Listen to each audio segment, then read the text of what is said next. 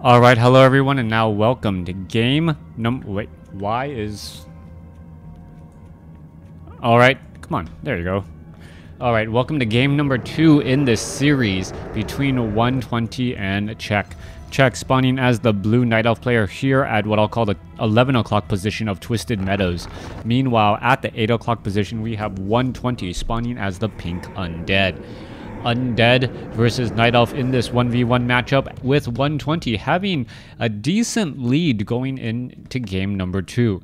Game number 1 did definitely look like it was opening very, very well for Czech, but 120 able to battle it back and take some small skirmishes until, well, you saw the outcome there. If you guys didn't watch game number 1, definitely check it out. And if you're watching these games out of order, well, I don't really have an answer for you. Anyways, let's go ahead and break things down here. We are most likely going to be looking at another Demon Hunter up against an Archer matchup. Demon Hunter very good at shutting down that Death Knight. As we saw, the Death Knight did end up using all of its mana relatively early and very, very quickly in this matchup. Ghoul now going to go ahead and do a bit of scouting as well. We'll see where he's going to be traveling off to next, as the Death Knight and Ghouls will get trained up here. Ancient of War about to be completed. Archer should be added here in just a moment, followed up with that Demon Hunter popping on out to get a bit of healing. Now, we do have access to a mercenary camp as opposed to just that Goblin Laboratory. The mercenary camp will allow for some early Forest Troll Berserkers. Forest Troll Shadow Priest perhaps not used all that much, as the Wisp is purposely now backing away. Alright, what is going on? Why are the units all doing a bit of very, very strong chasing while nothing is being trained up or hired? That is a little bit strange, as you now see the Archer now looking to pull back all of these units. Alright, Ogre Warrior, Rock Golem, all these units now coming across here. Ogre Warrior taking far too much, or dealing far too much damage, as the Ghoul now comes across in order to do a bit of damage as well. Alright, going after that Wisp. That Wisp now trying to wander around once more, head back home. Ghoul down to 160, as the Demon Hunter looks to finish off at least the Rock Golem. The Rock Golem should give a very, very good, strong item. And we'll see whether or not the Demon Hunter does get the last hit. No, the Demon Hunter does not get the last hit. Death Knight now on the board with 120 experience, as the Unholy Aura allows the unit to try and escape. Meanwhile, on top of that, we can see there is a units around here. Abolish Magic being picked up to try and stop those skeletal minions. Beautifully done, beautifully executed, as 120 made what looked to be a very, very easy maneuver, or difficult maneuver, very easy, stealing the last hit off of that Rock Golem with a Ghoul, and then to top it off, being able to escape himself, realizing, hey, all I need to do is just use up all I need to do is use up the Abolish Magics in order to finish off this Force, or from the Forest Troll Shadow Priest, in order to finish off those skeletal minions.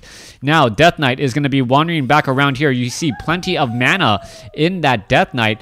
Death Knight also has the Potion of Greater Mana. How did that happen? Oh my goodness!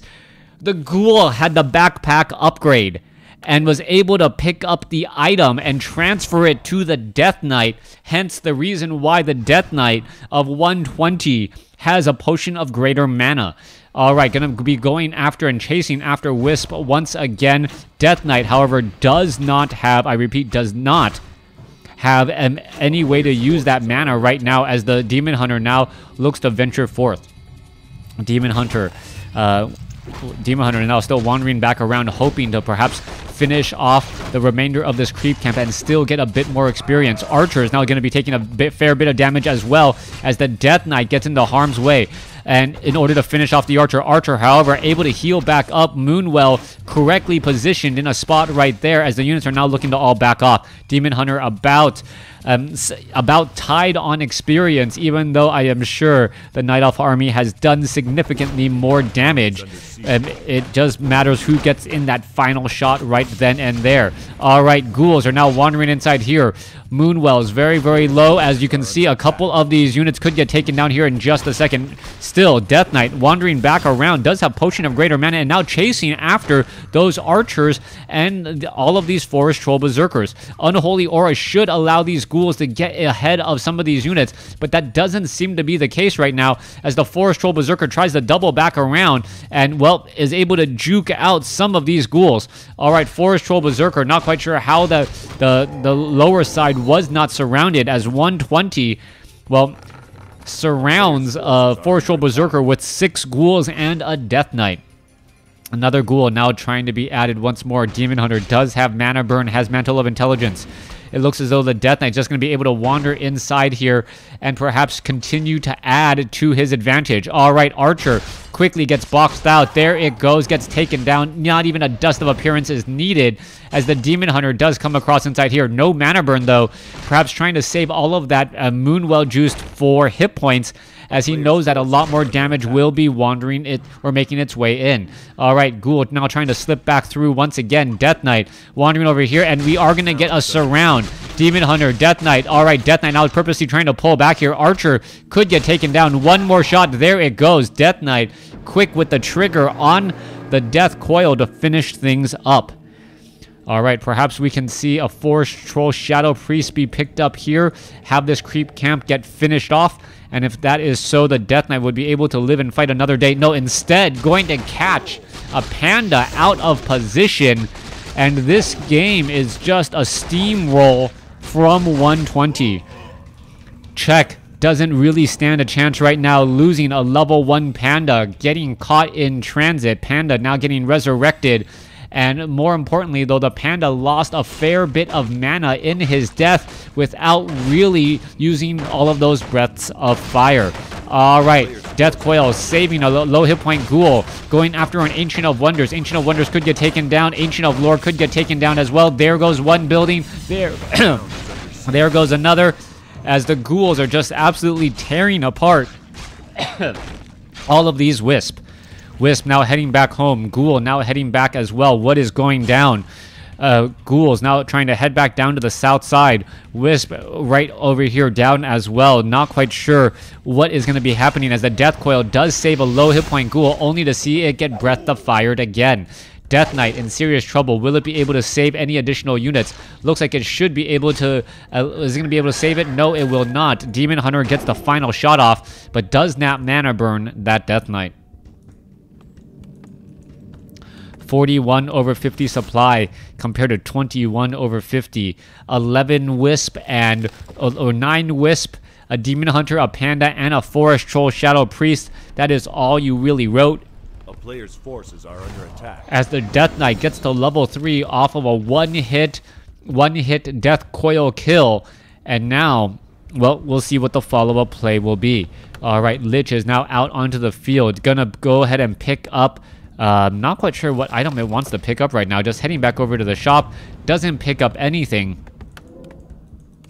Heading back down across over here. Wait, what has the shop? Alright, not quite sure what has the shop icon. Meanwhile, back across over here, Death Knight still seeing that level 3. Forces are under attack.